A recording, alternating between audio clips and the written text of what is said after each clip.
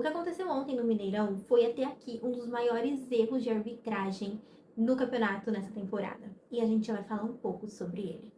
Oi, eu sou a Steph Locatelli e sejam bem-vindos a mais um vídeo do canal Sereia da Vida.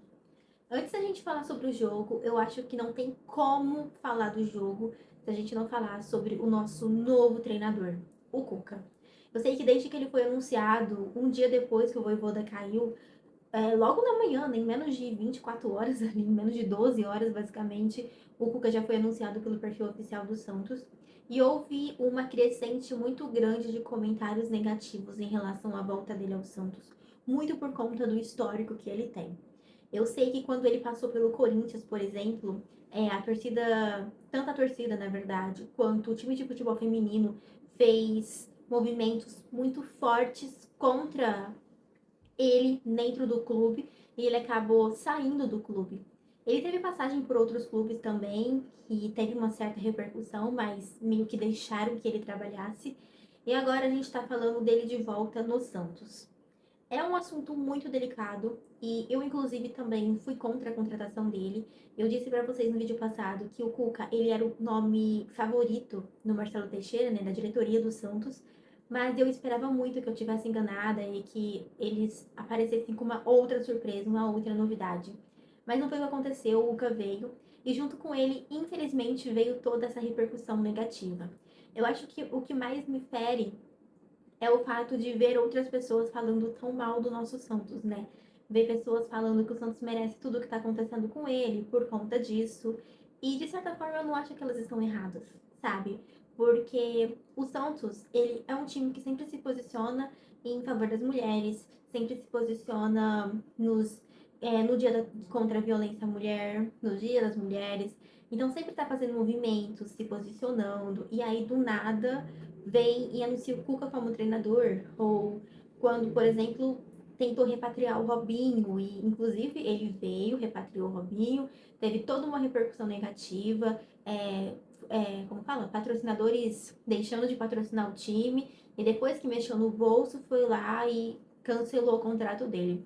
Eu acho que o Santos, ele se coloca em assuntos que não precisava. A gente não tá vivendo um momento muito bom no quesito futebol, e aí tenta trazer um assunto extra-campo que não tem nada a ver com a gente e faz com que o time seja avisado mais uma vez dessa forma.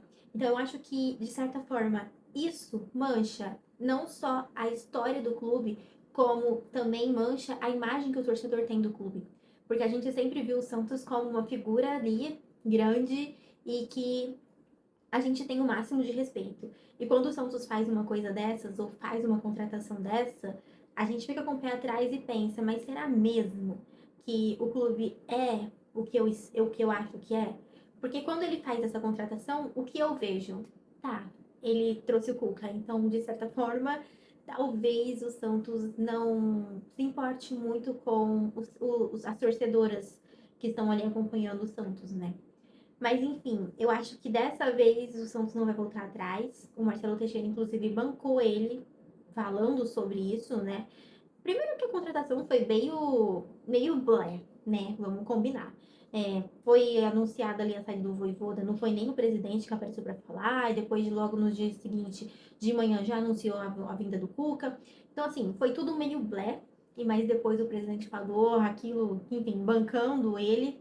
E eu acho que agora, dessa vez, não tem como. Eu acho que não vai ter nenhum movimento nas redes sociais, nenhum posicionamento contra que vai fazer o presidente mudar de ideia.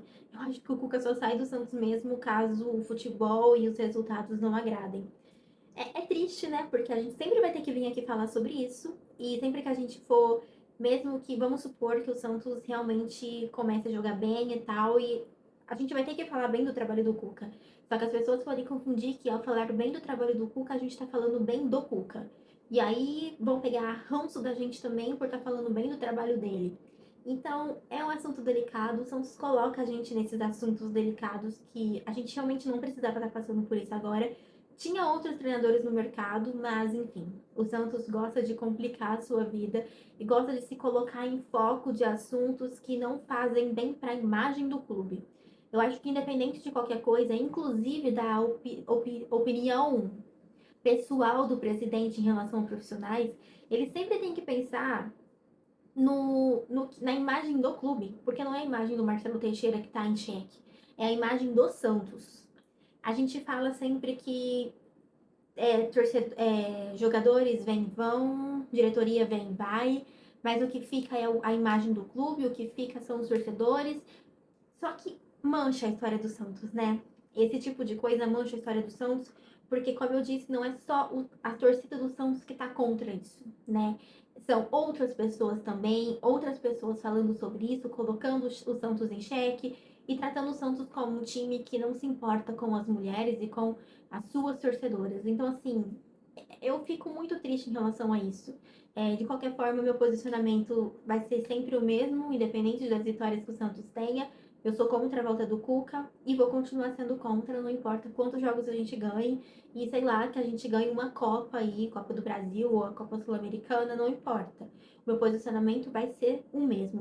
Até porque eu não vou ser hipócrita, né? Hipócrita de passar pano e só porque a gente tá ganhando ou porque a gente tá vencendo alguma coisa.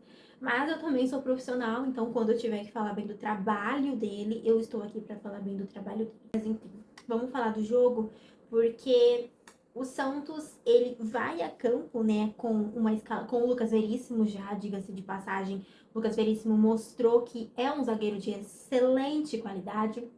Eu disse para vocês no jogo passado, quando o Vojvoda não escalou ele, que quando o Veríssimo volta para o Santos, uma parte da torcida fica meio com o pezinho atrás por tudo que ele falou e fez quando saiu do Santos, né? Toda a declaração que ele fez para os times que ele passou, principalmente o Corinthians. Mas ele era um jogador que a gente sempre soube que tinha qualidade. E no jogo de ontem não foi diferente, né? Ele ali do lado do Luan Pérez, ele fez ele fez um baita jogo, né? Aí a gente teve o Igor Vinícius de um lado, o Escobar do outro, e a nossa defesa ela funcionou. Eu não vi a defesa do Santos funcionando assim, ó, muito tempo. Muito tempo. Então a nossa marcação, ela foi muito boa, sabe? E muito disso por conta do Lucas Veríssimo ali, né? O Lucas Veríssimo, inclusive, ele entra ontem com a abraçadeira de capitão. Teve, inclusive, algumas pessoas falando, nossa, mas como assim? Já vai dar a abraçadeira pra ele? Mas, gente, o jogo que ele fez ontem, eu acho que ele realmente merecia a abraçadeira. A gente teve o Neymar e o Gabriel sendo poupados ali, né? Enfim, não jogando fora de casa. Bom, o Gabriel não jogou porque ele é do Cruzeiro, mas o Neymar realmente foi poupado. Agora, a gente tem que entender que a gente está passando por essa transição de trabalho. Então, para a gente jogar um futebol um pouco melhor do que a gente estava jogando nas mãos do Vojvoda, porque nas mãos do Vojvoda a gente não estava jogando nada, né? Não estava jogando nada. Mas para a gente começar a ver o trabalho do Cuca fazendo efeito nesse time, a gente vai precisar de um pouco de tempo. Embora, quando acabou o jogo, eu tava um pouquinho nervosa ali por conta do roubo que aconteceu naquele último lance, que eu falei assim, não importa se ele entrou hoje pra não tomar gol, pra gente não perder o jogo. Eu queria que o Santos ganhasse. Eu sou meio desse jeito. Só que aí depois passou o nervosismo, inclusive eu tô gravando esse vídeo, ó, depois de horas que acabou o jogo, porque eu tava muito nervosa mesmo. Mas enfim, acabou o jogo, eu respirei e eu entendi que a gente teve sim pontos positivos aí nesse jogo, que o principal deles com certeza foi a nossa defesa. E o Brasil teve seus momentos sim fazendo defesas ali, né? A gente não pode esquecer dele, tanto é que ele foi eleito o melhor jogador da partida. Falando um pouco sobre o nosso meio-campo, o Cuca, ele colocou o Gustavo Henrique. E o Gustavo Henrique, como eu disse pra vocês já nos jogos que ele jogou com o Vojvoda, eu não acho que seja jogo pra ele. Ele jogou inclusive contra o Corinthians, um clássico, né? E assim, eu não acho que seja jogo pra ele. O Gustavo Henrique, ele é um garoto muito jovem e ele não tem entregado tanto assim. A gente sabe que tem os seus pequenos problemas ali e a gente tem jogadores no banco que podem fazer uma diferença absurda nesse meio-campo do Santos. O Gustavo Henrique, infelizmente, hoje não é um desses nomes. Então, se a gente tem outros jogadores, por que não aproveitar esses outros jogadores? Então, eu acho que colocar o Gustavo Henrique ali no meio-campo foi um grande erro do Cuca nessa volta dele. Mas a gente teve o Oliva. O Oliva, mais uma vez, eu gostei do jogo que ele fez. Eu disse pra vocês no vídeo passado que ele tinha me agradado bastante. O Oliva não era um jogador que eu conhecia. Eu não acompanhava o futebol dele e eu conhecia ele no Santos.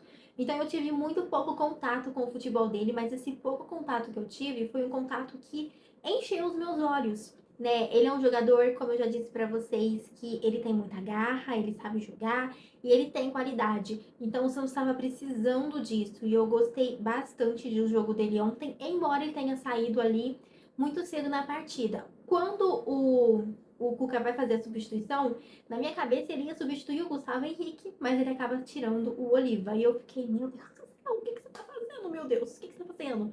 Mas enfim, Gabriel Menino ontem também jogou. E para completar ali o nosso ataque, ele colocou o Rony de um lado, o Barreal de outro, e lá na frente, opa, peraí que confundi. Ele colocou o Moisés de um lado, Moisés que fez uma boa partida, né, no jogo passado. Ele entra ali e consegue balançar bastante o jogo, coloca o Rony e depois ele coloca o Barreal. O Barreal eu senti que em determinado momento ele estava precisando ser substituído, porque ele estava dando pinta de que estava cansado e a gente tinha jogador no banco para fazer a substituição.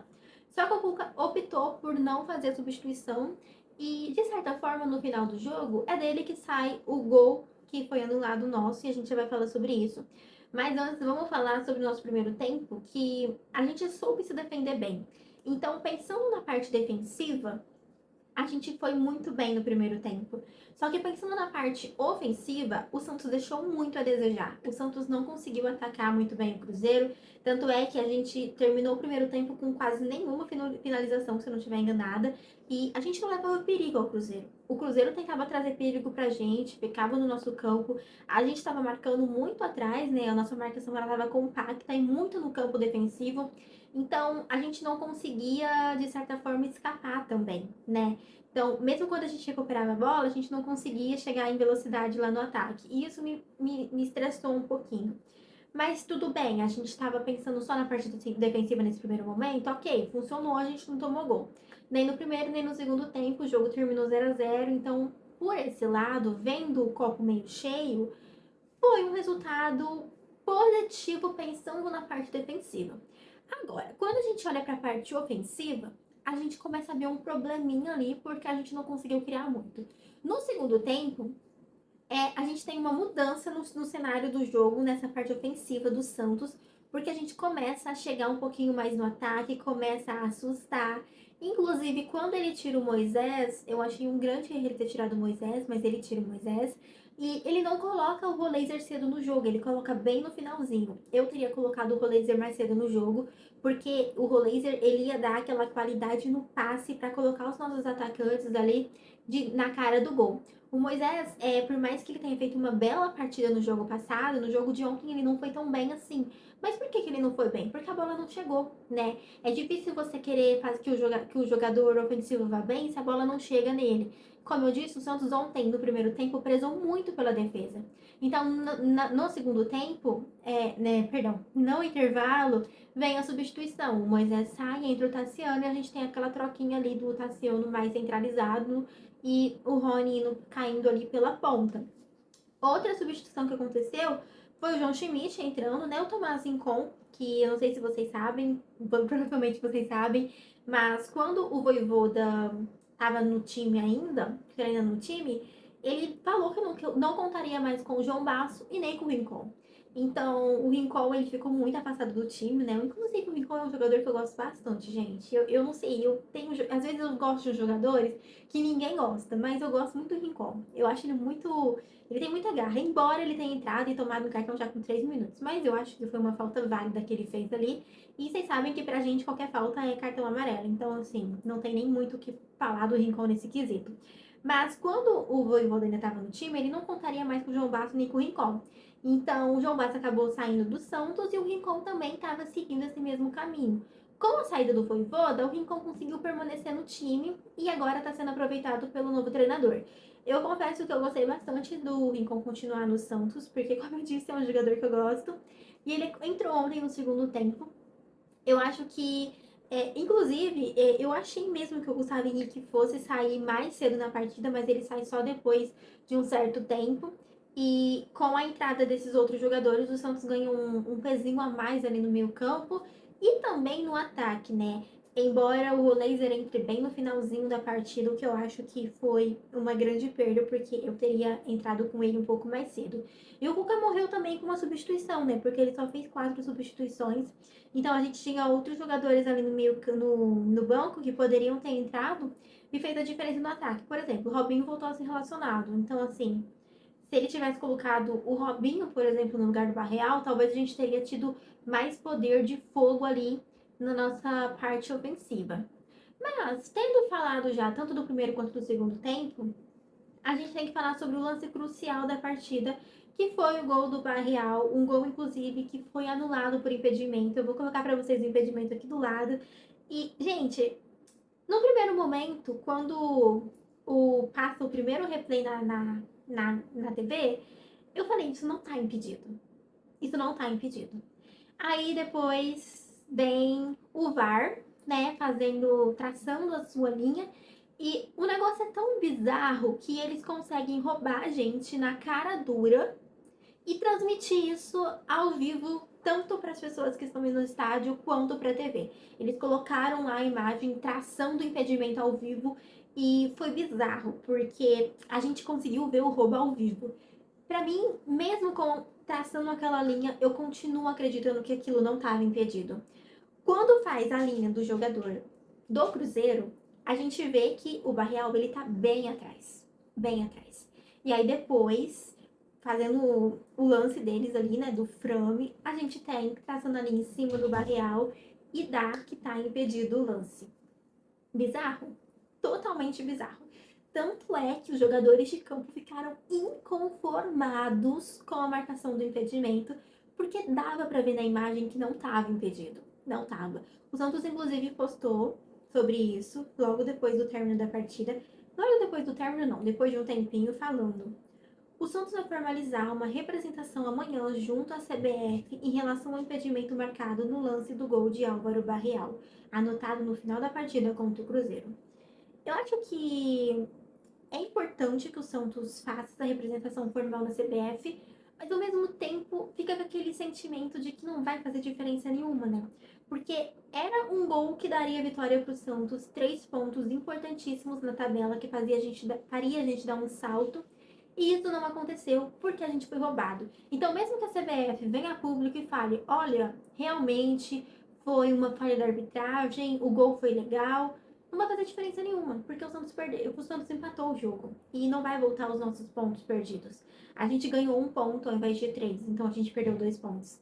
Então, e um jogo difícil, importante, fora de casa. Bom ressaltar isso. Então, eu acho que essa é a maior frustração de todas, né? Porque quando a gente tá jogando contra outras equipes e eles fazem gol no final, a gente perde pontos por conta disso. Agora, quando é a nossa vez de fazer gol no final da partida e conseguir uma vitória milagrosa ali no final do jogo, a arbitragem vem e faz uma palhaçada dessa, uma coisa ridícula dessa. E mais ridículo ainda é a entidade responsável pela arbitragem que permite que árbitros apitem e monitorem o VAR dessa forma, né? Infelizmente, não tem muito para onde fugir. Isso sempre aconteceu com o Santos e vai continuar acontecendo. Então, mesmo que o Santos faça esse pedido formal, como que eles vão usar a palavra mesmo? Formalizar uma representação amanhã. Não vai fazer muita diferença, porque o jogo já terminou e não vai mudar o 0-0 que a gente teve ali no placar. Enfim, gente, comenta aí o que vocês acharam dessa partida, o que vocês acharam desse time sem o comando do Vojvoda, porque a gente tava numa situação lastimável, né? Minha Nossa Senhora, é uma vergonha de ver o Santos jogar. Ainda não é o que a gente espera. Eu espero mesmo que o Santos possa melhorar aí, futebolisticamente falando. A gente já deu o primeiro passo, que é a parte defensiva, mas a gente precisa começar a pensar também ali na parte ofensiva. A gente sabe que às vezes nem sempre depende só da gente o resultado, depende de terceiros ali, como foi o caso do jogo de ontem, né, da arbitragem querer deixar a gente vencer o jogo de forma justa. Nem sempre isso vai acontecer, mas é isso, gente. Comenta o que vocês acharam da partida e o que vocês esperam pro próximo jogo. Lembrando que a gente vai ter uma pausa aí, né, para poder tentar entrosar melhor esse time, já que a gente não estava conseguindo isso, já que a gente vai ter a data FIFA durante os próximos dias. Um beijo para vocês, eu vou ficando por aqui e até o próximo vídeo. Tchau!